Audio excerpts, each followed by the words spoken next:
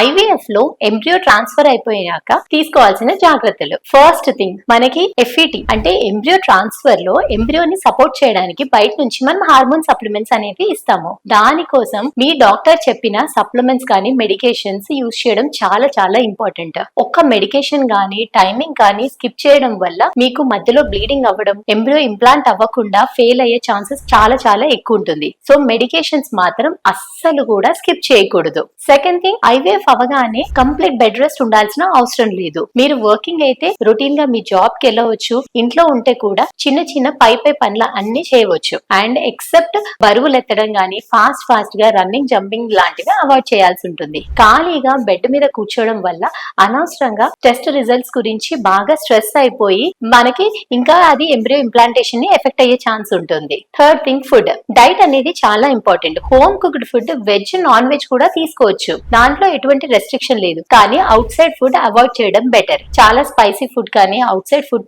తీసుకోవడం వల్ల మీకు గ్యాస్ట్రిక్ అప్సెట్ అవుతే ఇన్ఫెక్షన్ వల్ల కూడా ఇంప్లాంటేషన్ ఎఫెక్ట్ అయ్యే ఛాన్స్ ఉంటుంది. ఫోర్త్ అండ్ ఇంపార్టెంట్ థింగ్, మీరు ఏంటంటే ఫిజికల్ గా కానీ మెంటల్ గా ఎటువంటి స్ట్రెయిన్ తీసుకోవద్దు. మంచిగా పీస్ఫుల్ గా క్రియేటివ్ థింగ్స్ లో మీ మైండ్ ఎంగేజ్ చేస్తూ ఉండండి. మీరు ఇంట్లో ఉంటే మాత్రం ఖాళీ టైం ఎక్కువ మొబైల్స్ చూడడం కంటే కూడా క్రియేటివ్ గా drawing, painting, knitting or anything మీరు హ్యాపీగా ఉండే ఇంట్రెస్టింగ్ హాబీలో ఎంగేజ్ అవ్వడం చాలా ఇంపార్టెంట్.